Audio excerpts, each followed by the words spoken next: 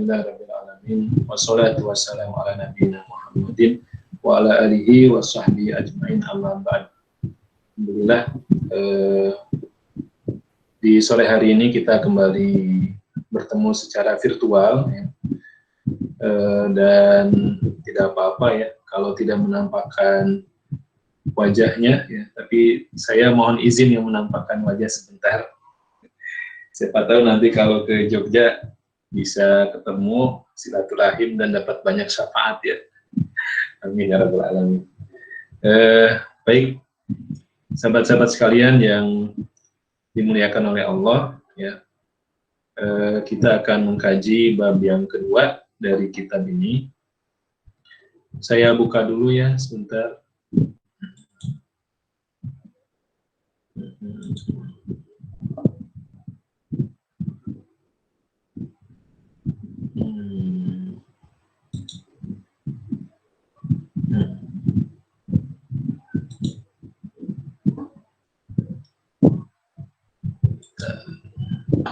Bentar ya, ini jadi seminggu nggak di Murojaah, lupa lagi pakai ini. Kok nggak ada ya? Sebentar ya.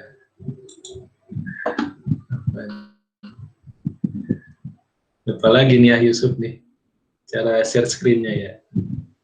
Ini Ustaz, di bagian kanan, pojok kanan bawah itu ada Prison Now. Okay. Prison Now. Prison Now, terus window. Oh, window ya, bukan. Terus pilih window, iya. Iya, iya. Oh iya, ada ya.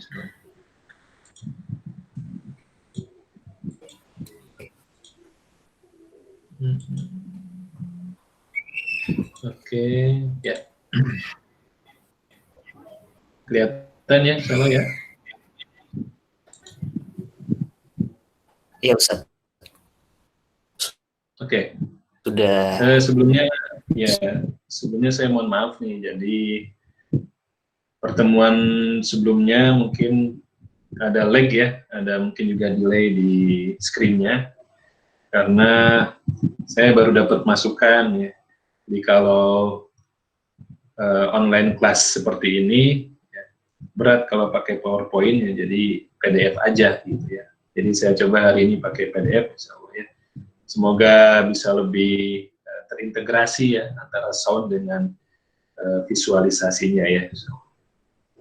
Baik sahabat-sahabat sekalian yang dirahmati Allah, sebelum kita masuk ke pembahasan, ada dua pertanyaan ya. Yang pertama bukan pertanyaan ya, tapi permintaan untuk nge-share teks doa-doa tentang Al-Quran yang sudah kita jelaskan. Saya sudah kirim juga ke panitia file lengkap dan panjangnya ya. Itu doa kunut yang biasa kita baca saat witir ya, sholat tahajud, kemudian witir di rakaat terakhir ya, kita baca doa itu ya, dan cukup lengkap. Silahkan nanti dipilih-pilih mana yang sesuai. Kalau kepanjangan ya juga bisa dipilih-pilih aja ya. Namun khusus yang berkaitan dengan doa yang minggu yang lalu kita bahas ya, bagaimana Rasulullah SAW itu untuk urusan Quran ya, itu doanya sangat panjang, memberikan mukadimah atau prolog ya. Nah ini bisa dilihat ya, diawali dari Allahumma ya, nahnu abiduk banu abidik banu imaik. Ini warna di bawahnya ada terjemahannya sesuai dengan warnanya ya. Sampai terus ya. Afwan Ustaz. Itu tampilannya masih hitam. Oh. Di sini masih hitam tampilannya. Iya. Sebentar. Iya.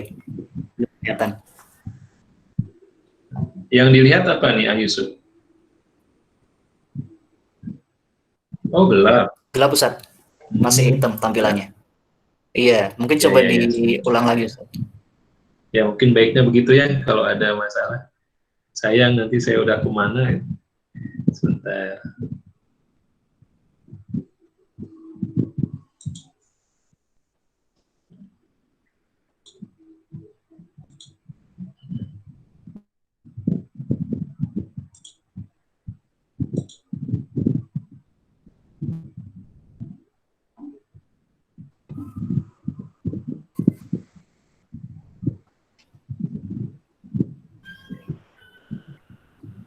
Kelihatan nggak?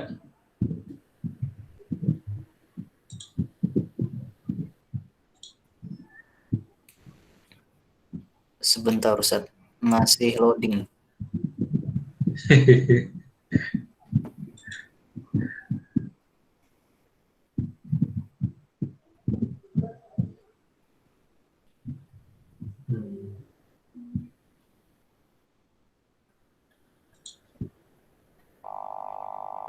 Boleh yang lain teman-teman juga ngasih respon kalau nggak ini ya, nggak tampil di screen-nya masing-masing.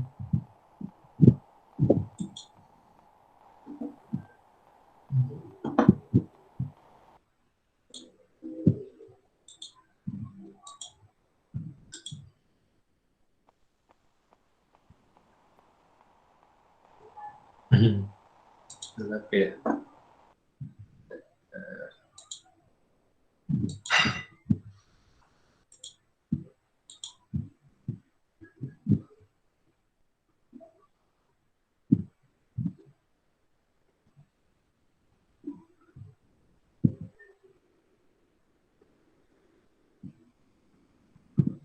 Sudah bisa kelihatan ya?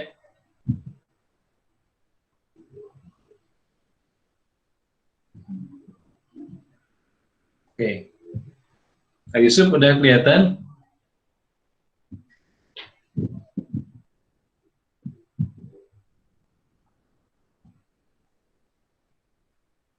Halo Kak Yusuf.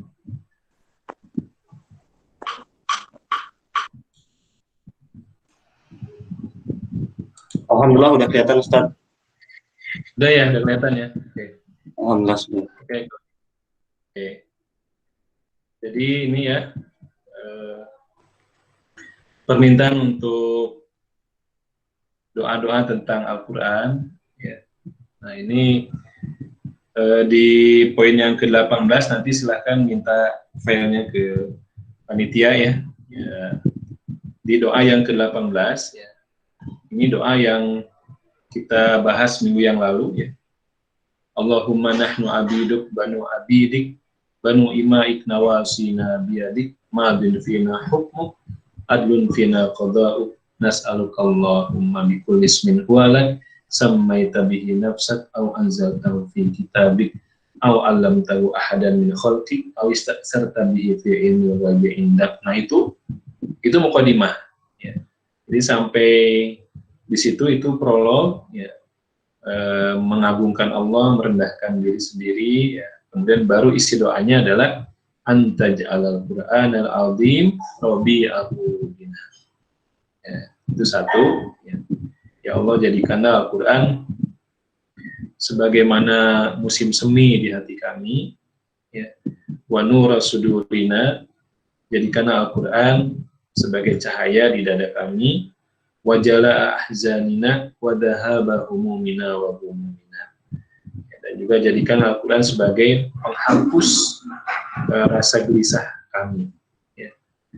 Ya, itu ya. Jadi silakan dihafalkan doa ini maksur, ya, dicontohkan oleh Rasulullah SAW, ya. Dan semoga bisa lebih kita hayati dan kita sering mintakan kepada Allah ya. Kita kembali ke pertanyaan yang pertama. Bagaimana ketika sudah punya azam untuk menghafal Al-Quran, buah azamnya berupa mengkhususkan waktu dan masuk ke asrama tahfidz. Namun ternyata waktu, tenaga, dan pikirannya sudah terporsir dengan amanah dakwah, pun dengan kewajiban-kewajiban lain seperti akademik, pekerjaan, ataupun membantu orang tua. Sehingga kadangkala terbersit untuk fokus menghafal Al-Quran dan meninggalkan amanah dakwah. Atau sebaliknya, terlalu sibuk dengan amanah dakwah sehingga tidak mengkhususkan waktu untuk menghafal Al-Quran. Manakah yang lebih prioritas? Jadi harus kita pahami bahwa Al-Quran ini adalah hudan, petunjuk hidup. Ya, hidup yang mana? Ya, hidup yang normal. Al-Quran itu harus menyatu dalam kehidupan kita. Ya, kita satukan dengan agenda-agenda yang ada dalam kehidupan kita. Ya, namanya manusia itu sudah pasti sibuk dan harus sibuk, ya, harus sibuk. Ya. laqad khalaqnal insana fi kabad, itu ya, masih ingat ya, bahwa manusia itu di surat Al-Balad ya, laqad khalaqnal insana fi kabad, sungguh telah kami ciptakan manusia itu dalam kondisi yang kabad. Kabad itu capek, sibuk ya. Jadi kalau tidak capek, tidak sibuk, berarti bukan manusia yang hidup ya, sakit atau mati. Jadi kita harus meyakini bahwa kehidupan kita ini itu akan semakin sibuk, semakin banyak agenda. Jadi tidak mungkin kita selamanya ketika ingin bersama Al-Quran, kemudian mengambil opsi istilahnya takhusus ya, mengkhususkan diri, atau juga menjadi orang-orang yang asik dengan dunia Qur'annya saja, sehingga takut ketika harus ada tugas dari kampus, aduh gimana hafalan saya, ketika ada amanah dakwah, aduh gimana. Justru kita membaca sejarah bagaimana para penghafal Quran itu adalah mereka yang disilahkan dengan as-sabiq, mereka yang paling duluan dalam urusan amal soleh. Ketika ada utusan 70 orang para sahabat yang diutus untuk memberikan pengajaran Islam dan Al-Quran, ternyata dikhianati dan dibunuh. Ternyata 70 orang itu adalah semuanya penghafal Quran. Bisa dibayangkan ya, penghafal Quran itu ya memang harus tampil dalam kehidupan sehari-hari, justru memberikan cahaya Qurannya itu di tengah masyarakat, di tengah umat. Sehingga dengan cara seperti itulah dia akan menarik umat kepada Al-Qurannya. Jadi pribadi yang utrujah, yang wanginya harum, ketika dinikmati juga rasanya lezat.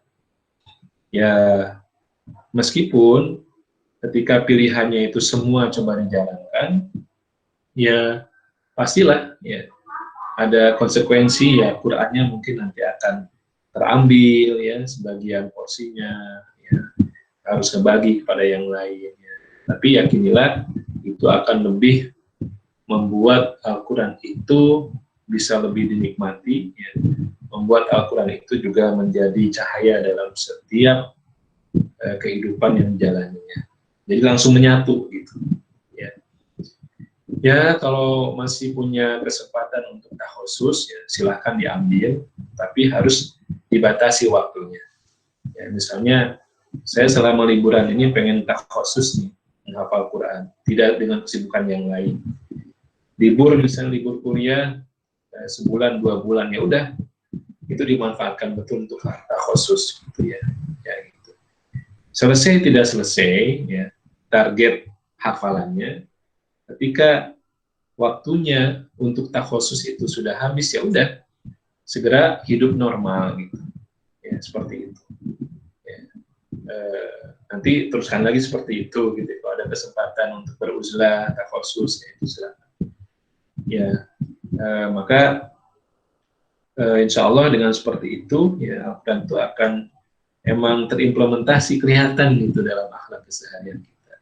Dan nanti kita bahas dalam pembahasan hari ini ya, itu ada hadis yang makjlem ya, bagaimana kita ditegur ya bahwa jangan mengkambing hitamkan Al-Quran, jangan menuduh ya, gara-gara Quran nanti kemudian aktivitas birrul walidain kita, aktivitas kuliah kita, aktivitas dakwah kita itu akan terganggu gara-gara kita sibuk dengan Quran. Tidak ya, itu nanti kita lihat hadisnya ya. Jadi lakukanlah semua yang sudah Allah berikan kepada kita ya, statusnya seperti apa atau sebagai apa.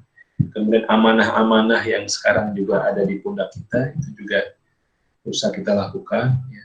Jelas beda nanti tingkat kenikmatan mendapatkan, katakan ya, surat misalnya ya, surat 730 lah ya, akan berbeda nilainya di sisi Allah ya. Orang yang banyak amanah tapi dia bisa menghafal, kemudian dapat amutofifin misalnya. Dengan orang yang dia nggak ngapa-ngapain, dia hanya fokus aja ngafalin gitu, dapat amutofifin. Itu beda di sisi Allah, juga beda dampaknya bagi orang yang bersangkutan. Ya. Jadi sebagaimana pekan yang lalu, ya, kita harus menyadari bahwa menghafal itu bukan harus hafal, tapi ini sebagai upaya kita untuk taqarrub ila Allah, untuk ta'abbud, mendekat, kemudian beribadah kepada Allah. Bahkan ya, saya kemarin dapat lintasan pikiran lagi ya, bahwa tujuan menghafal itu tidak keluar dari apa yang Allah sebutkan, bahwa Al-Quran itu harus menjadi huda linnas wa bayyinatin minal huda wal furqan. Jadi di surat Al-Baqarah ya, ayat 185 itu ada 3 fungsi Al-Quran yang itu mengikuti setiap interaksi kita dengan Quran. Menjadi goalnya gitu ya.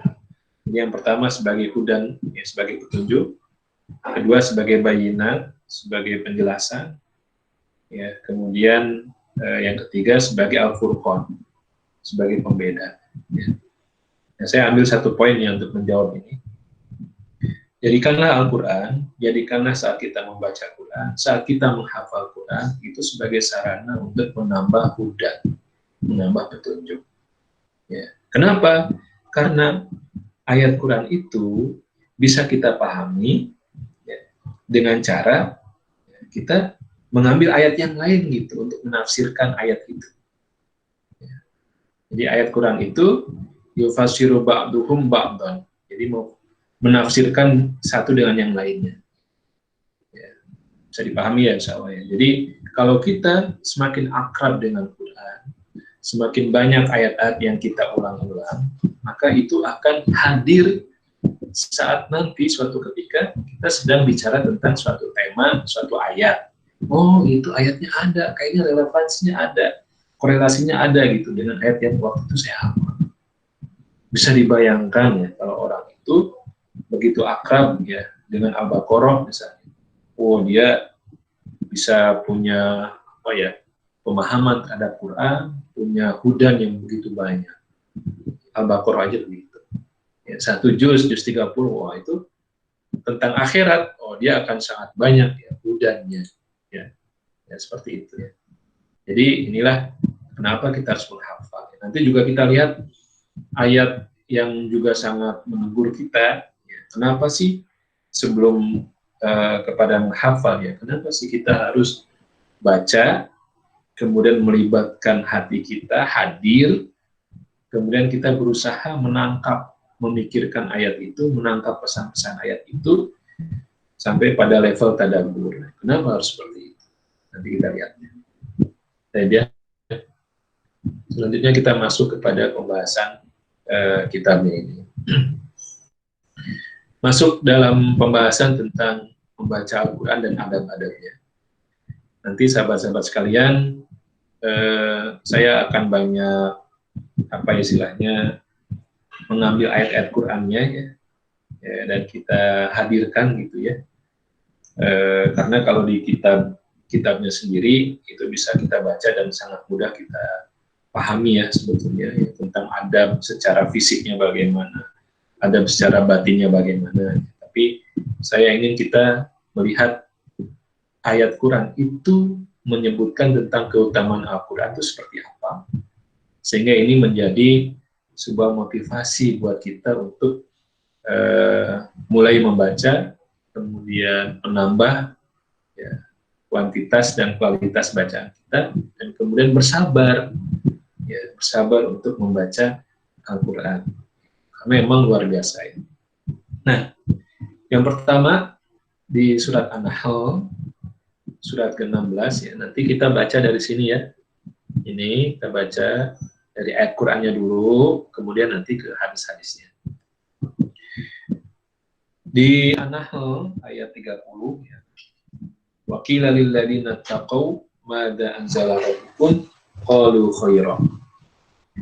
Orang-orang bertakwa itu ketika ditanyakan kepada mereka, apa sih yang telah diturunkan oleh Tuhan kalian, ya.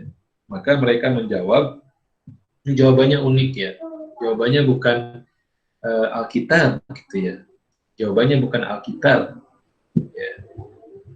Jawabannya bukan Al-Quran, tapi jawabannya qalu khaira. Mereka menjawab khaira, kebaikan ya. Dari mana ini ya, karena begitu pahamnya orang-orang bertakwa itu tentang semua isi dan interaksi bersama Alkitab, bersama wahyu Allah itu semuanya akan menghasilkan kebaikan, khairah. Ya.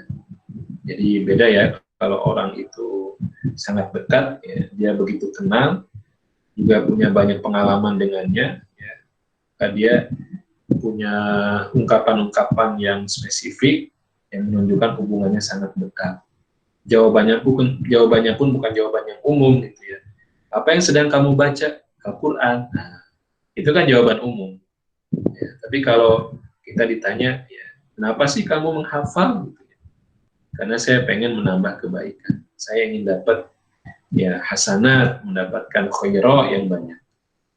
Itu jawaban yang menunjukkan dia memang saat dia menghafal pun dia merasakan, oh ini sarana untuk ya, islahun nafas, memperbaiki diri. Oh ini sarana untuk mendapatkan pahala yang banyak. Ya, semuanya khairah. Ya. Meskipun belum hafal-hafal gitu ya. Nah ini sangat penting ya kita jadikan sebagai sebuah mindset kita ya saat kita bersama Al-Quran. Yang kedua, ya kita akan menemukan nanti ya, ini ya. Saya tulis di paling bawah ini, ya. Al-Quran menyebut dirinya sendiri sebagai kitab mubarak, ya. Kitab yang diberkahi. Ya. Nah, kata mubarak ini kita akan temukan untuk istilah-istilah yang lain, ya, yang disebutkan di dalam Al-Quran itu. Ya. Nah, yang pertama itu di surat ketiga, ya, surat Ali Imran ayat 96. Ya. Inna awwala baitin wudi'a lin-nasi lalladzi bi Bakkata mubarakan wa hudan lil alamin. Jadi masjid atau tempat rumah ibadah yang pertama kali dibangun di dunia ini ya, itu adalah Ka'bah yang ada di Mekah, di Bakkata. Ya. Mekah istilah lainnya adalah Bakkah. Ya, kenapa disebut Bakkah? Ya. Bakkah itu artinya menangis ya. Bakkah itu menangis. Di tempat di mana Nabi Adam ya menangis di situ, yaitu makanya disebut Bakkah. Ya. Nah, jadi kata Allah, ya, Mekah itu adalah ya Bakkata mubarakan, tempat yang mubarak, tempat yang diberkahi, ya, penuh dengan keberkahan. Ya. Nah, kita menemukan dalam hadis, ya, barang siapa yang sholat di Masjidil Haram, maka senilai 100.000 kali sholat di masjid yang lain. Gara-gara apa? Gara-gara tempat itu mubarak. Ya, jadi ada pelipat gandaan. Kemudian yang berikutnya, di surat An-Nur, surat ke-24, ayat 35. Ya. Allahu nurus samawati wal ard, masalu nurihi kamishkatin fiha misbah. Al-misbahu fi zujajah. Az-zujajatu ka'annaha kaukabun durriyun yuqadu min syajaratin mubarakatin. Nah, ada syajarah mubarakah, pohon mubarak. Apa itu? Zaitunah la syarqiyatin wala gharbiyatin yakadu zaituha yudhi'u walau lam tamsasu. Jadi ayat ini cerita tentang permisalan nurullah, ya, cahaya Allah itu seperti mishkat. Mishkat itu ada sebuah lubang menjorok di sebuah dinding, ya, menjorok sebuah dinding. Ya. Kemudian di situ ada misbah, ada pelita, ada misbah. Apa ya, lampu cempor kali ya. Zaman dulu tuh ada yang pakai minyak gitu ya, lampu untuk nyalanya itu pakai minyak gitu. Itu namanya misbah. Ya. Yang misbah itu zujajah itu kaca yang bening yang melingkupinya. Ya. Pelita yang dilingkupi oleh kaca-kaca ya, zujajah. Kemudian Ka'annaha kaukabunnya, si zujajahnya itu saking beningnya itu seperti bintang, ya, yang ada di langit. Ya, kemudian si pelita itu ya diberikan minyak ya untuk menyalakannya. Minyaknya itu dari apa? Yuqadu min syajaratin mubarakatin. Dinyalakan dari minyak pohon mubarak. Ya. Zaitun, pohon zaitun. Ini pohon yang disebutkan sebagai pohon yang diberkahi oleh Allah. Ya, sampai-sampai ya saking berkualitasnya si minyak zaitun yang dihasilkan ini, itu Allah sebutkan la syarqiyatin wala gharbiyah. Pohon zaitun ini tumbuh ya tidak di timur, tidak di barat. Artinya dia mendapatkan suplai cahaya matahari dari pagi sampai sore, full, tidak terhalang. Ya, makanya kualitasnya juga luar biasa. Sehingga sebelum si minyak zaitunnya itu dipakai untuk menyalakan pelitanya, itu sudah menyala. Ya, itu bisa menerangi juga si minyak zaitunnya itu sudah terang gitu. Bayang ya bagaimana kualitas minyak zaitunnya. Nah, kembali kepada pohon zaitun yang disebutkan sebagai pohon yang diberkahi, silahkan nanti sahabat-sahabat sekalian googling gitu ya atau browsing manfaat dari olive oil, ya, minyak zaitun itu manfaatnya. Oh itu banyak banget. Ya, dari unsur kesehatan, ya, non kolesterol, kemudian juga untuk kecantikan, mengencangkan kulit, ya, kemudian menunda penuaan dini, wah macam-macam. Itu sampai ada 40 manfaat dari olive oil itu, dan harganya mahal, ya, ya. Masya Allah. Kemudian yang ketiga, ini di surat Ad-Dukhan ayat ketiga. Inna anzalnahu fi lailatin mubarakah. Ya. Kalau di juz 30 kan inna anzalnahu fi lailatul qadr. Ya. Kalau di sini di Ad-Dukhan inna anzalnahu fi lailatin mubarakatin. Ya. Sesungguhnya kami telah menurunkan Al-Qur'an pada malam yang mubarak, malam yang penuh dengan keberkahan. Ya, malam Al-Qadar ya, atau Lailatul Qadar. Hati-hati ya sahabat-sahabat, jangan memakainya pangkat ya kalimat ini ya. Malam Lailatul Qadar itu kan ya, Lailatul itu sudah malam ya. Jadi malam Al-Qadar atau Lailatul Qadar ya. Ini sebagai pengetahuan aja. Jadi kita udah kajian manhaj begini ya, kajian begini harus nambah gitu ya. Sakofah atau wawasan bahasanya ya. Jadi malam Al-Qadar, malam yang khairun min alfi syahrin. Barang siapa yang ibadah di malam Al-Qadar itu, maka ibadah yang dilakukan lebih baik daripada 1000 bulan. Bayangkan ya. Ya. Jadi ya gampangnya berkah itu adalah ziyadatul khair. Keberkahan itu adalah bertambahnya kebaikan, dilipat gandakannya kebaikan. Atau bahasa sekarang mah kerja dikit dapatnya banyak. Sholat satu malam dapat balasannya 1000 bulan. Nah itu ya, kerja dikit dapatnya banyak. Itulah arti dari mubarak. Nah, kita bayangkan bagaimana ketika Allah menyebut ya, Al-Quran itu sebagai kitabun mubarak, sebagai kitab yang mubarak. Ini di surat 38 ya, Sod, ya. Sod ya, ayat 29 ya. Atau di Al-An'am juga ada ya, disebut 2 kali ya, mubarak ya. Kitabun anzalnahu ilaika mubarakun liyadabbaru ayatihi waliyatadzakkaru ulul albab. Kitab yang kami turunkan ya, kepadamu ya, ilaika itu kitab yang mubarak ya, wah pokoknya udah unlimited lah ya kebaikan-kebaikan yang ada dalam kitab ini gara-gara Allah menyebutnya sebagai kitabun mubarak. Ya, bisa dipahami ya.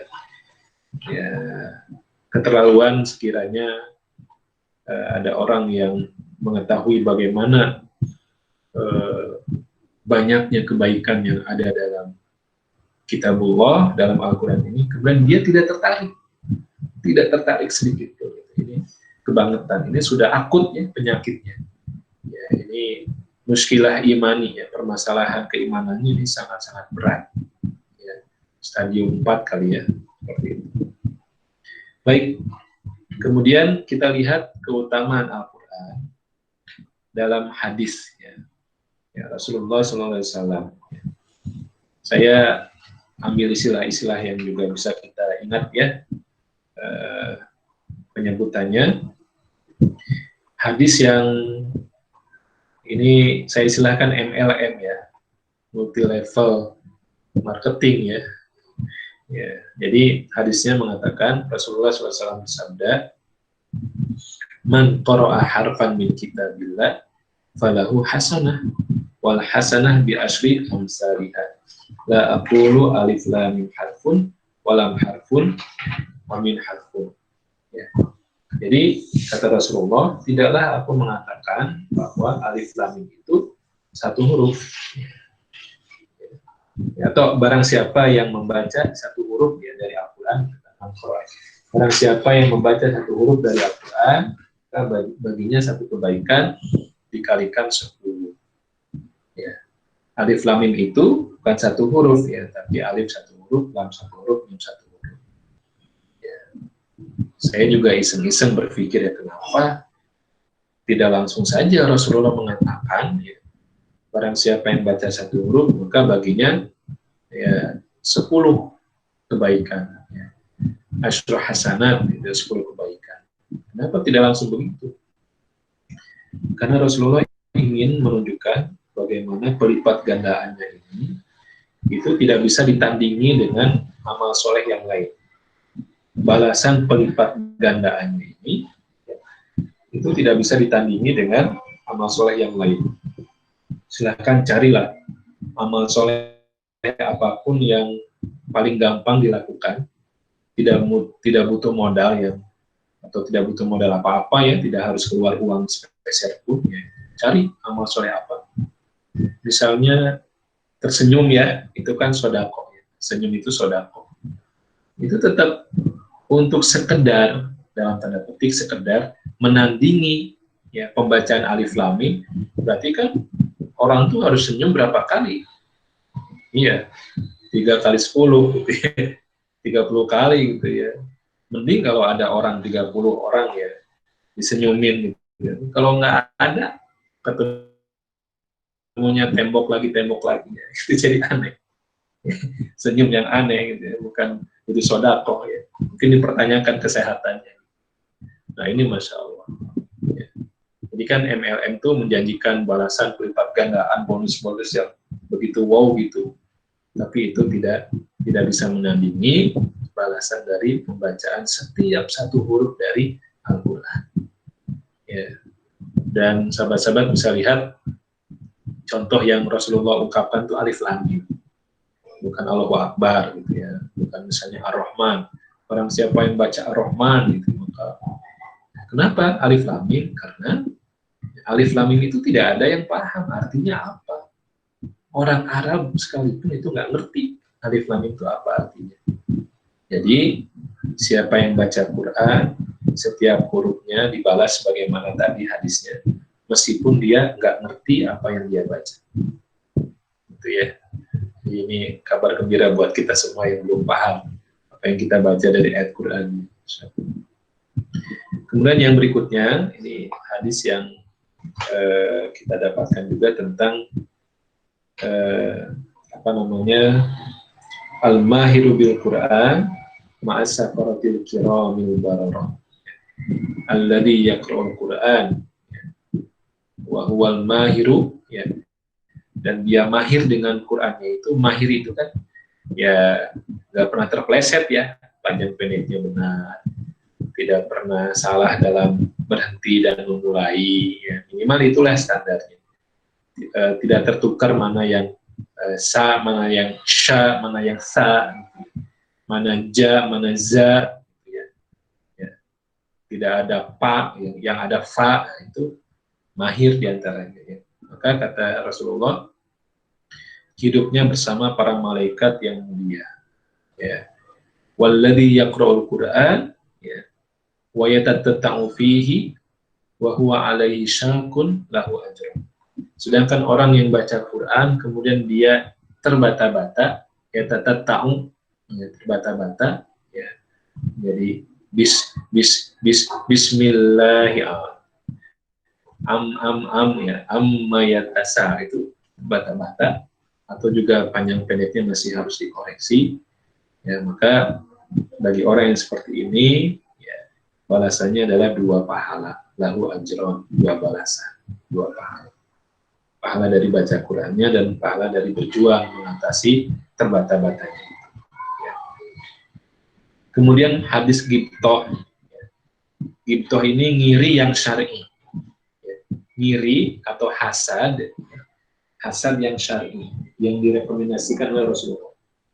Jadi ternyata ada hasad yang boleh, ya, bahkan dianjurkan oleh Rasulullah. Ya. Hadisnya mengatakan, la hasada illa fisnatain. Tidak boleh hasad kecuali dalam 2 hal. Ya, pertama adalah rajulun atahullahul Qur'an fa huwa yaqumu bihi ana al-laili wa ana an-nahar. Kalau kita melihat orang yang diberikan oleh Allah rizki Al-Quran, ya, kemudian dia membacanya, dia mengamalkannya di malam hari dan siang hari, ya, maka itulah pertama yang harus kita hasadi, ya, harus kita ngiri, harus kita ghibtohi. Orang yang dikasih Quran, kemudian dia kelihatan sibuk dengan Quran malam hari dan siang harinya. Jadi kalau kita lewat di rumahnya menjelang subuh, dia mungkin sedang membaca Quran dalam sholat tahajudnya. Ya. Nanti subuh kita lewat, oh dia lagi baca Al-Quran setelah subuh itu. Siangnya juga di kampus kita lihat, oh dia sebelum zuhur, ya udah kelihatan itu ada di masjid misalnya, udah baca Quran lebih lama. Seperti itu yang harus kita ngiri kepada orang yang itu. Yang kedua, kata Rasulullah, rajulun atahullahu malan bahwa yunfiqu bihi ana al-laili wa ana an-nahar. Orang yang dikasih harta, ya, masih koma. Ya, kemudian dia menginfakkannya di jalan Allah malam hari dan siang hari. Ya, jadi yang kita ghibtohi, kita ngiri itu ketika orang infaknya itu bisa berinfak. Dalam situasi sekarang itu kan kesempatan, ya, membantu orang, ya. Ya, kita harus yakin, ya Allah maha membalas, ya, kebaikan itu, bahkan 10 kali lipat, bahkan lebih. Kita harus yakin, ya, meskipun barangkali kita hanya punya untuk berbuka hari ini saja, tapi kalau ada yang lebih membutuhkan, lebih kelaparan, kita berikan, maka harus yakin Allah akan balas dengan cash and carry, ya, akan dikasih langsung, bahkan lebih baik lagi, lebih berkualitas lagi makanannya. Itu harus yakin betul. Ya, kalau enggak, ya coba aja sekali saja dalam seumur hidup kita, yang merasakan apa terguncangnya gara-gara sodakoh gitu, ya, gara-gara infak gitu, ya. Wah, itu akan menjadi pengalaman ruhiyah yang luar biasa. Itu yang kedua. Jadi iri itu boleh, tapi hanya dalam 2 hal ini, dan salah satunya dalam untuk urusan Quran. Kalau kita tidak ngiri untuk 2 hal ini, pasti kita akan ngiri untuk urusan-urusan duniawi yang lebih rendah, yang nilainya di sisi Allah. Ya, misalnya apa? Ya, ngiri temannya ganti kendaraan, ngiri kalau temannya ganti HP, ngiri kalau temannya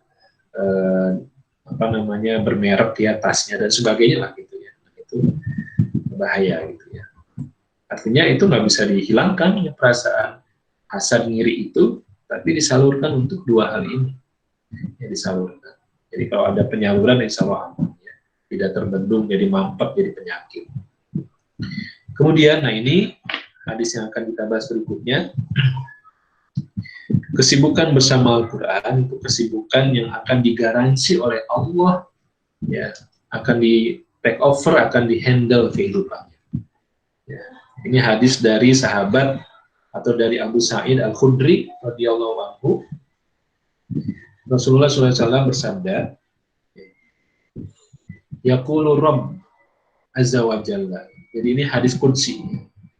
Allah berfirman, ya, man syaghalahul Qur'an wa dzikri an mas'alati a'taituhu afdhala ma u'tis sa'ilin.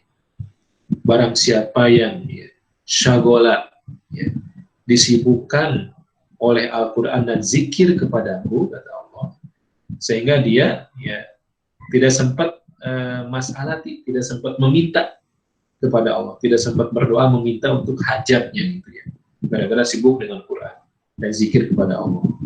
Ya, maka Allah menjanjikan, a'taituhu, ya, akan aku berikan kepadanya afdhala ma u'tis sa'ilin, pemberian yang lebih utama daripada mereka yang punya kesempatan untuk berdoa dan meminta kepada.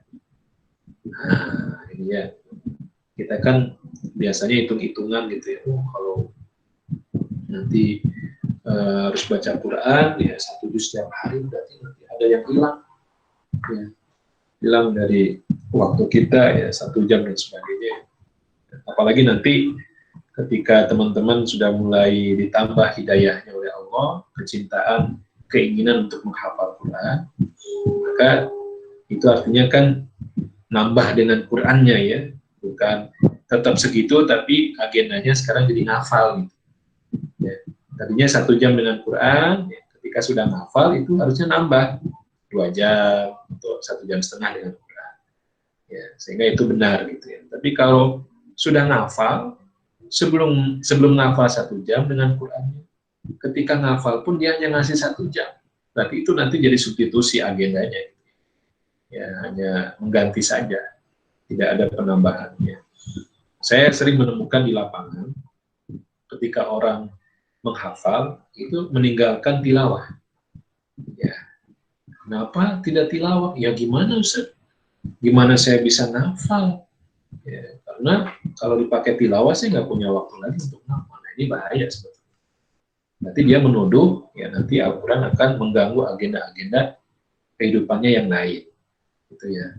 Karena begini, sahabat-sahabat sekalian, Allah itu yang memiliki langit dan bumi. Lahu ma fis sama wati wa ma fil ardh. Lahu ma fis sama wati wa ma fil ardh. Milik dialah, milik Allah apa yang ada di langit dan apa yang ada di bumi.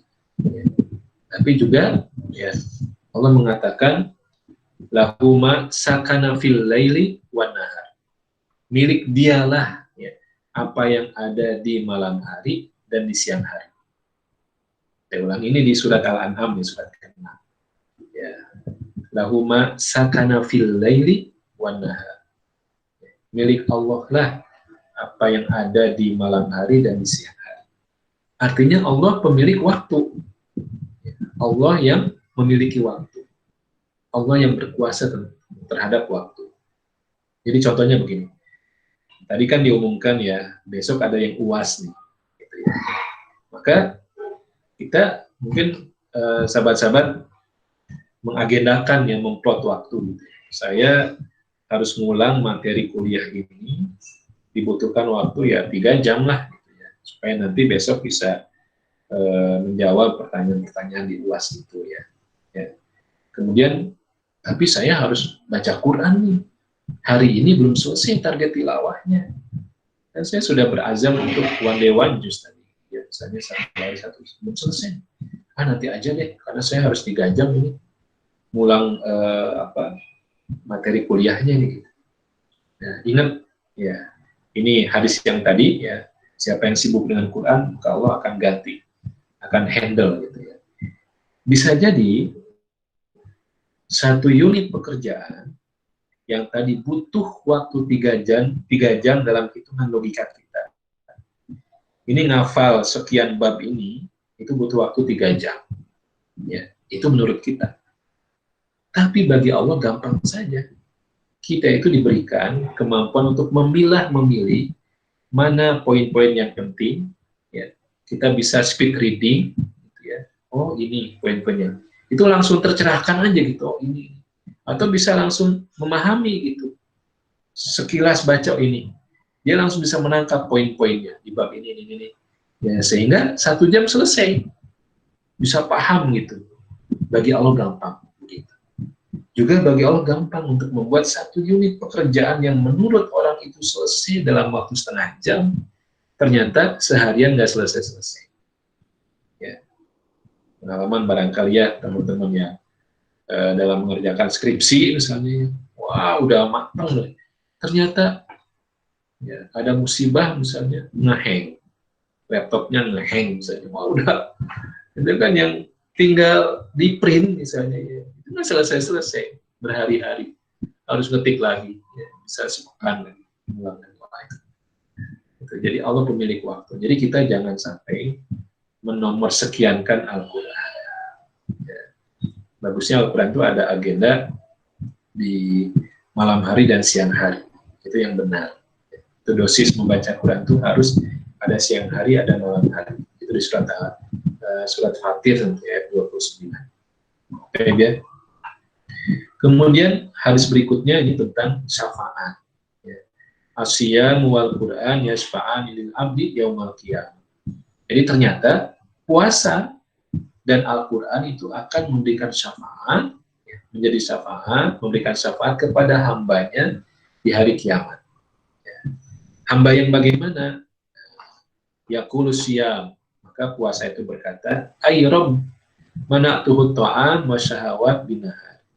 Puasa berkata, ya Allah, ya, aku telah menghalangi hambamu ini dari makan dan syahwat di siang hari. Fasyafi'ni fi, maka berikanlah izin kepadaku untuk memberikan syafaat kepadanya. Kemudian Quran juga berkata, mana'tuhu an-nauma bil-lail, fasyafi'ni fihi. Ya Allah, aku telah menghalangi hambamu ini, ya, dari tidur di malam hari. Maka berikanlah izin kepadaku untuk memberikan syafaat kepadanya. Ya. Kemudian apa? Ya, kemudian keduanya diberikan izin untuk memberikan syafaat. Jadi di bulan ini terpadukan antara puasa dengan Quran. Ya, jadi syafaat. Kemudian yang terakhir hadisnya itu mengatakan tentang Iqra wartaqi, ya, waratil kama turatilu fid dunya, ya, fa inna manzilataka inda akhir ayatin taqwa atau kama qala Rasulullah SAW. Jadi hadisnya ketika para penghuni surga itu dipersilahkan oleh Allah untuk membaca ayat Quran, ya, Iqra wartaqi, baca naiklah, Iqra warki, baca kemudian naiklah. Ya, ini teman-teman jangan memahami sebagaimana di dunia gitu ya. Ketika kita menghafal itu kan disuruh baca setoran hafalan pada guru Qurannya, itu kan beban psikologisnya luar biasa. Ya, tadi disuruh tasmi misalnya membaca ayat Quran, itu juga bebannya luar biasa berat. Nah, ini hadis ini sama sekali bukan taklif, bukan beban. Tapi kalau mengatakan Iqra, baca kemudian naik, itu adalah baca dan nikmati. Ini tidak ada lagi kondisi berat, ya, saat baca Quran di surga ini. Jadi setiap baca satu ayat dia naik levelnya, baca satu ayat dia naik levelnya, terus sampai akhirnya ayat terakhir yang bisa dia bacakan karena akrab. Ya. Jadi saking akrabnya dia bisa baca, dia berhenti di situ, level surganya di ayat terakhir yang bisa dia baca. Al-Fatihah dia baca naik 7 level. Ya. Trinkul, ya, kulhu, kul a'udzu birabbil falaq, kul a'udzu birabbin nas, dia baca, ya itu ada berapa ayat tuh. Ya. Jadi 11 tambah 4, ya, ada 15 ayat. Naik 15 level. Nambah lagi ayat-ayat yang pendek di juz 30. Ya. Jadi disinilah sebagian berpendapat bahwa tingkatan surga itu sebanyak ayat-ayat Al-Quran. Tingkatan surga ini, Masya Allah ya. Semakin tinggi tingkatannya, semakin dekat dengan Allah, maka semakin nikmat. Ya, disinilah nanti akan ada sedikit penyesalan dalam tanda petik ya, ketika dia selesai baca Quran, ya, sedangkan saudaranya itu masih naik gitu ya, karena lebih akrab beberapa ayat Quran.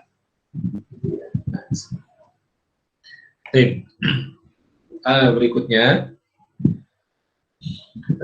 tentang pembacaan Al-Quran, nanti teman-teman silahkan baca juga ya. Saya hanya mau mengintisarikan ya, mencari yang poin-pointernya saja ya. Jadi sebagaimana perintah ya, waratilil Qur'ana tartila di surat Al-Muzammil ya.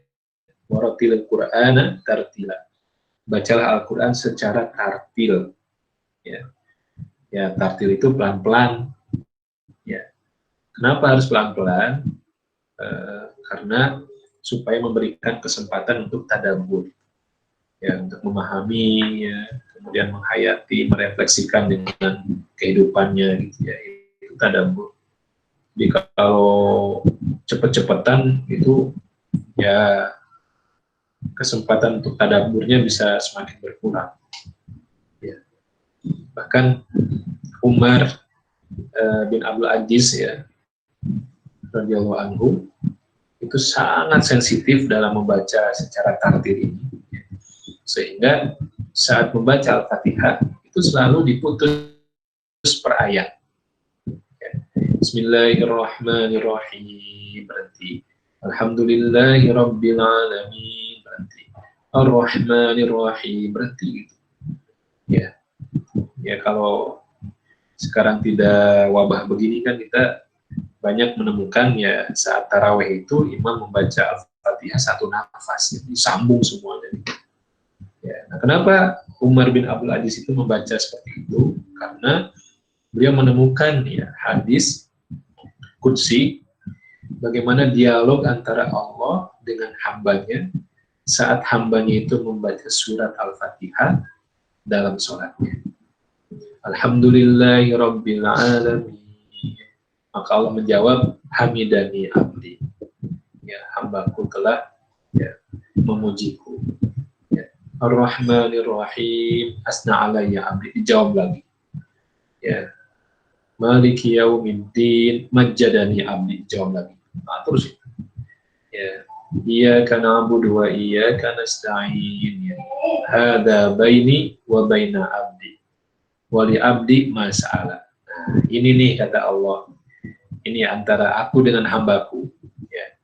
Kalau dia minta akan aku kasih, akan aku beri ya. Nah, apa permintaannya ya?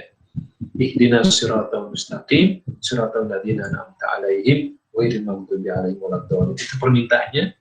Kemudian Allah, ya aku kasih kamu. Nah, itu jadi pelan-pelan supaya ada kesempatan untuk tadabbur. Kemudian tingkatan bacaan dari sisi kecepatan ya, kita semua ada hadr, ada tadwir, tartil, ada tahqiq ya. Hadr itu mungkin satu juz bisa selesai 20 menit ya, hadr. Jadi satu juz bisa 20 menit atau sampai ya 20 menit lah hadr itu ya. Ya, kalau tadwir ya 30 menit sampai 40 menit itu tadwir. Tartil ya 45 menit sampai 1 jam. Tahqiq lebih lama lagi. Biasanya tahqiq ini dalam pembelajaran talaki aja gitu ya. Diulang sepotong-sepotong gitu ya, supaya jelas terdengarnya, itu tahqiq. Jadi nggak ada super hadr ya. Yang paling cepat ya hadr, nggak ada super hadr. Ya, sekarang lagi viral kan, ada bacaan yang sangat cepat, 30 juz itu selesai dalam waktu 7 jam. Ya, 7 jam selesai. Ya. Hadr, ya, tapi dia sangat rapih, panjang pendeknya, gunahnya itu luar biasa. Itu 7 jam selesai. Dan mungkin teman-teman yang dari Jawa juga, ya pengalaman ya banyak para penghafal Quran yang bisa khatam dari ibadah subuh sampai sebelum maghrib 30 juz itu selesai. Ya, semaan atau tasminya ya, itu pakai hadir bacanya. Saya waktu di Surabaya ya menyimak juga yang seperti itu karena guru saya Hadis juga dari Surabaya ya, dekat Ampel. Wah, itu banyak sekali itu ya hafid yang punya kemampuan untuk baca cepat seperti itu. Ya intinya boleh ya hadir asalkan kaidah-kaidah tajwidnya itu tetap dipenuhi. Kenapa hadir? Mungkin dia mengejar kuantitas ya.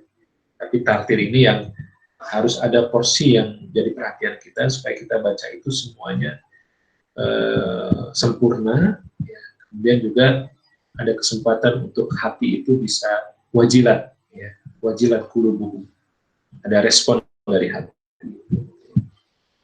Kemudian juga bacaan yang memperhatikan makhraj dan sifatul huruf, diberikan hak-haknya. Jadi yang ya tahsin tilawah berarti ini ya, harus diperbaiki bacaannya. Ya fleksibel sesuai kebutuhan. Ya, jadi kadang-kadang bisa kita percepat, kadang-kadang kita lambatin gitu ya seperti itu. Ya. Jadi bayangkan kalau targetnya itu misalnya sholat tahajud ya berjamaah ini membaca banyak gitu ya. Ya itu emang harus agak tadwir ya, bacanya minimal tadwir supaya dapat satu rakaat itu 5 halaman ya. Atau juga 1 juz 1 rakaat. Oh 1 juz ya bisa ya. Dan itu sudah ada ya bukti-bukti gimana orang itu ternyata bisa kok ya, berdiri untuk 1 juz ya 1 rakaat. Ya semoga ini tak habis binikmah jadi ibrah juga ya. Saya pengalaman di Pangkalan Bun ya di Kalimantan Tengah, terus selama 4 tahun ya itikaf di sana, ya sempat ya tanpa direkayasa ya karena apa ya kebablasan gitu ya. Waktu itu saya ngimamin juz 28 gitu ya. Itu ternyata kebablasan jadi cuma 1 rakaat. Oh, ya karena mungkin ya walau alam ya saat itu pokoknya kayaknya sebentar dan nikmat banget gitu ya. Jadi aja 1 juz 1 rakaat. Ya, alhamdulillah. Dan nggak kapok ya teman-teman di Pangkalan Bun ternyata kecanduan ketagihan lagi tahun depannya masih mengundang saya lagi ya. Saya kira bakal di blacklist ya setelah kejadian itu ya. Nah itu kemudian juga ada pembahasan tentang melakukan bacaan Quran. Zayyinul Quran bi aswatikum. Oh ini apaan ya? Ini salah ya, saya salah ngetik. Bi aswatikum bukan bi aswatikum. Nanti dikoreksi ya. Hiasilah Al-Quran dengan suara-suara kalian. Ya tentu saja ini kan nanti tergantung bakat ya, bakat-bakatan suara itu. Ada yang bisa tinggi seperti Sudais ya, ada yang bisa ya banyak cengkoknya gitu ya, kayak bisa Rasid misalnya itu. Jangan memaksakan diri, juga jangan sampai lagu itu mengalahkan tajwid, kaidah tajwid. Misalnya begini, ya kita berhenti di ayat yang bacaannya itu hanya 2 harokat saja, ya panjangnya. Ya, tapi karena ini akhir ayat, akhir surat dan mau ruku, maka enaknya kan lagunya panjang kemudian menurun gitu ya. Innahu kana tawwaba. Oh panjang gitu. Ah itu lagunya ada tapi menyalahi kaidah-kaidah tajwid itu nggak boleh. Ya, tajwid jadi panglima, lagu itu mengikuti, seharusnya begitu. Jadi teman-teman jangan fobia dengan melakukan Al-Quran, tetap kalau ada kesempatan ya belajar sedikit-sedikit lah, ya, supaya tidak lurus-lurus saja. Ya, saya ada pengalaman juga, teman ini sangat kuat hafalan 30 juznya, bahkan dia sempat diuji publik di Jakarta, jadi dia tampil di depan, ya. Kemudian audiensnya dipersilahkan nanya ayat apa saja, kemudian diminta untuk dilanjutkan. Dia berhasil tuh, luar biasa lah, kuat. Tapi ketika beliau ini baca, itu nadanya datar aja gitu, nggak ada naik, nggak ada di tengah, nggak ada turun gitu, datar aja gitu. Ya. Dan bayangkan ketika pembacaan seperti ini, kemudian menjadi imam yang tadi targetnya banyak gitu ya, sekian halaman, sekian juz gitu kan. Jadi perjuangan tersendiri jadi sesuatu gitu buat makmum gitu, data-data. Ini tetap jadi sunnah yang harus kita upayakan. Meskipun ya teman-teman sekalian bahwa lagu itu akan keluar dengan sendirinya. Seiring dengan proses dia itu interaksi dengan Quran. Semakin intensif, semakin banyak jam terbang dia dengan Quran, itu akan keluar dengan sendirinya lagunya itu. Ya, bahkan menjadi makruh ya. Saya mendengar kajian itu ketika orang itu melakukan bacaan Quran itu sebagaimana seorang syekh yang dia ikuti lagunya dan persis seperti itu. Ya, jadi KW-nya gitu, jadi KW1. Kenapa makruh? Jadi orang teralihkan itu. Ini kan bacaannya Musari Rosid gitu ya. Tapi jadi begini gitu. Tapi orangnya bukan gitu ya.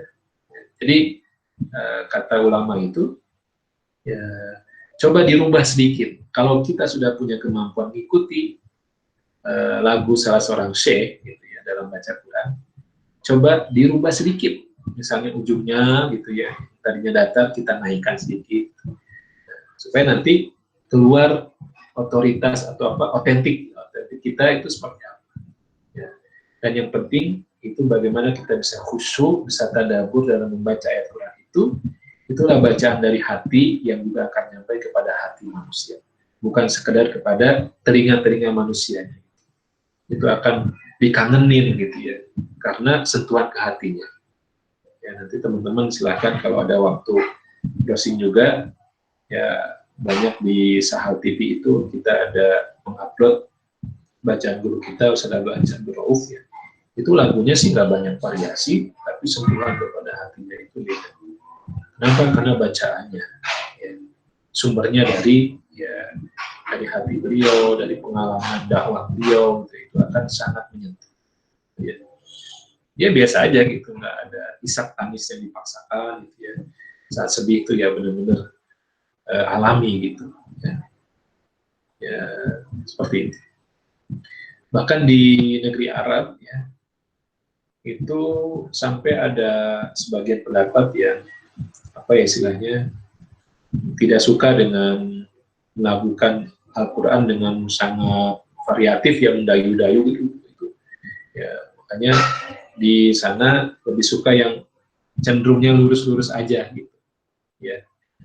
Jadi yang direkomendasikan saya nggak tahu ya sekarang. Mungkin sekitar 5-10 tahun ke belakang ya.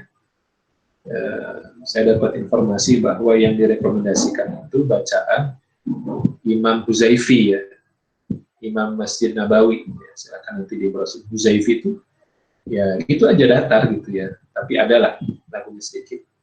Orang Arab sukanya begitu ya, nggak ingin berlebihan. Terus sekarang kan mulai masuk ya di Masjidil Haram kan, Syekh Bandar Balila itu menguasai apa ilmu baca Quran ya itu menguasai banget ya, itu enak ya Syekh Bandar Balila ya. Nah gitu. Nah, berikutnya ini masalah tadabbur. Nah, saya juga sama ingin menyampaikan ayat Qurannya saja langsung. Di dalam Al-Quran kita akan ketemu ya. Ini yang saya kasih warna merah ya. Afala yatadabbaruna al-Quran am ala qulubin aqfaluha. Ini di surat Muhammad ya. Surat keberapa? Surat ke-47 ayat 20. Ya. Ini masalah teguran dari Allah, warning. Kenapa sih nggak tadabbur juga gitu? Apakah ada penutup ya aqfaluha dalam hati-hatinya itu? Hatinya apakah ada tutupan gitu? Ya, tertutup gitu. Jadi ini teguran tentang tidak kunjungnya tadabbur orang yang baca Quran. Ini saya tanya ya, surat apa? Ini ada maksudnya ya, bukan. Ini kan ada jawabannya di sini ya, surat Muhammad ya, bukan itu maksudnya. Nanti saya jelasin. Yang kedua, mirip sekali ini. Afala yatadabbaruna al-Qur'an, yang sama. Walau kana min indi ghairillahi lawajadu fihi ikhtilafan katsiran. Sekiranya Al-Qur'an ini datang bukan dari Allah, maka akan ditemukan banyak ikhtilaf, banyak pertentangan.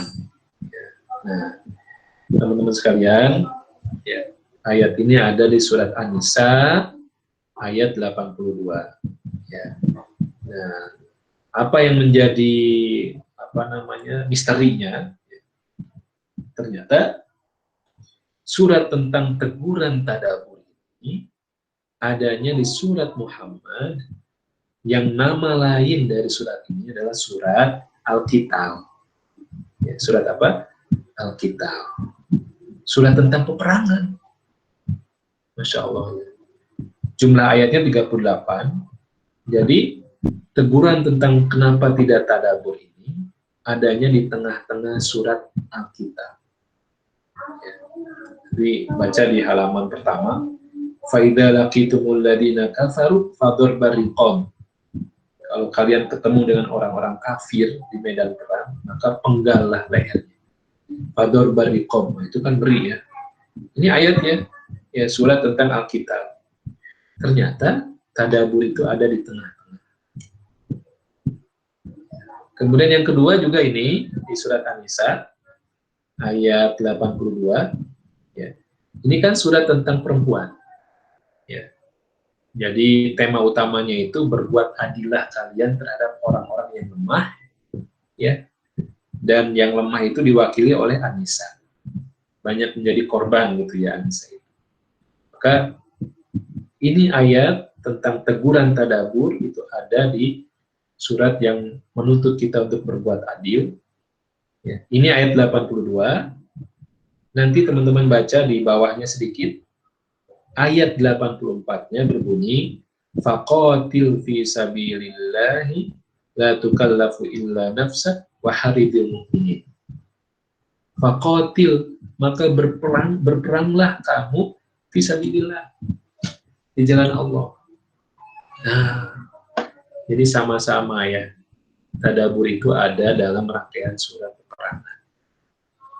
Peperangan itu kan amal soleh yang menuntut pengorbanan paling tinggi, ya, jiwa dan hartanya siap dikorbankan. Ya, kita nggak berharap ada peperangan seperti itu, tapi amal yang membutuhkan pengorbanan jiwa dan harta itu energinya dari tadabbur. Ya, amal yang butuh effort yang besar itu energinya dari mana? Dari Quran, dari tadabbur Al-Quran. Ya. Jadi itulah kenapa kita harus tadabbur, the power of tadabbur. Ya. Nah, bagaimana cara praktisnya ya tadabbur itu ya dengan ini, mengulang-ulang ya, kemudian nanti akan menghasilkan tadabbur. Ya, kenapa sih? Jadi memunculkan pertanyaan-pertanyaan, Ya, coba alif lam mim dari Alkitab. Apa sih maksud alif lam mim? Nggak ngerti. Nanti ketemu lagi di ayat yang lain misalnya. Toha ma anzalna alaikal Qur'ana litashqa. Toha apa artinya? Nggak ada. Yasin wal Qur'anil hakim, nggak ada juga arti Yasin. Qaf wal Qur'anil majid, apa arti Qaf itu? Jadi harus gitu cara tadabburnya diantaranya. Ya, kita memunculkan pertanyaan-pertanyaan yang insya Allah nanti suatu saat akan Allah berikan jawaban-jawaban penjelasannya. Jadi rahasianya, setiap kita ketemu ya, awal surat yang diawali dengan huruf muqatta'ah.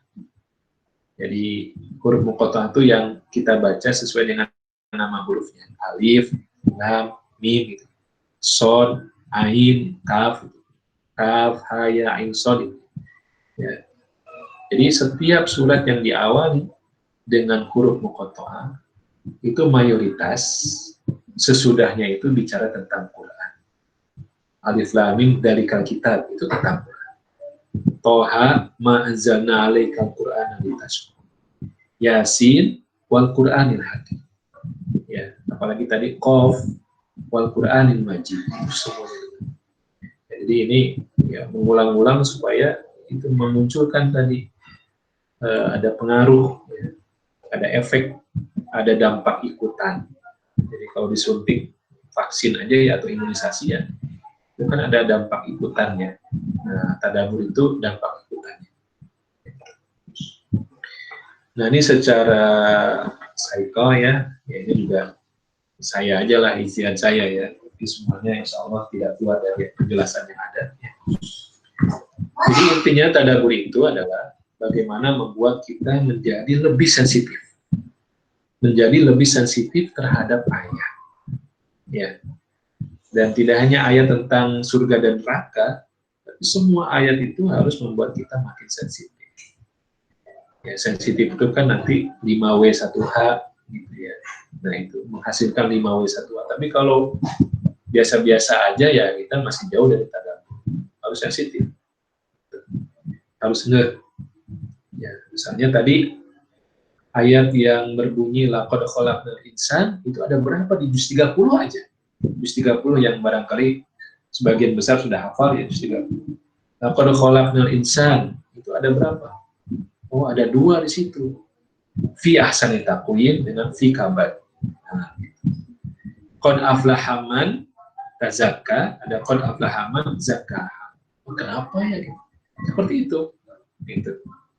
Nanti di juz 28 misalnya. Wallahu khabirum bima ta'malu. Ada wallahu bima ta'maluna khabir.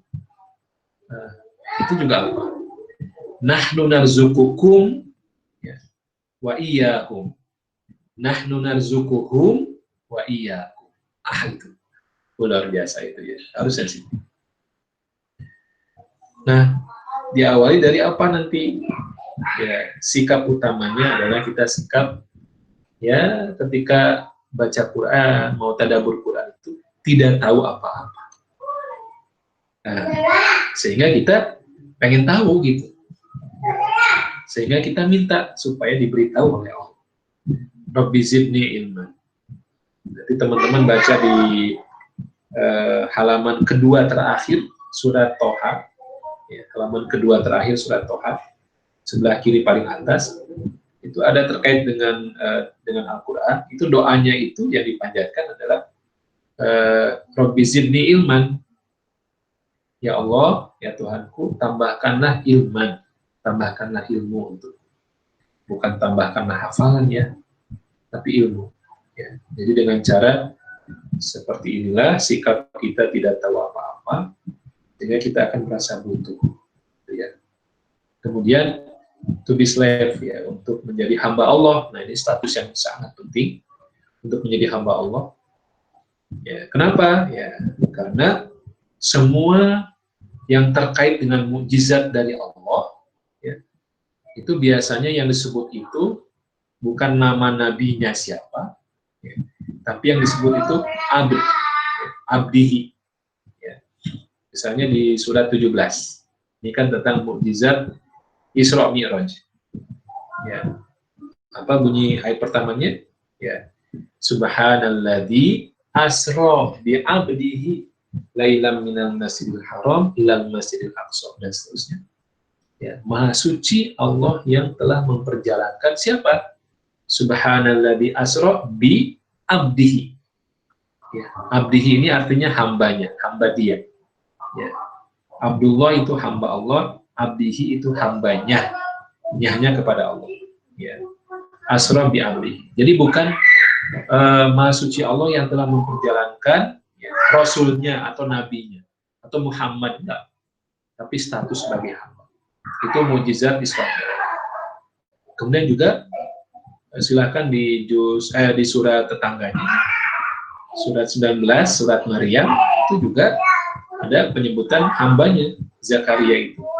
Kaf ha ya ain sad bi rahmati rabbika abdahu Zakaria. Sebelum disebut Zakaria namanya itu ada abdahu, hamba dia. Mujizat apa yang diberikan kepada Nabi Zakaria? Ya, mujizat mendapatkan keturunan dalam usia yang sudah sangat lanjut, istrinya juga mandul semenjak masih gadis, tapi ternyata Allah memberikannya keturunan. Itu mujizat bagaimana Allah Maha Kuasanya, ya, menunjukkan kekuasaannya dan kepada hambanya. Yang terakhir,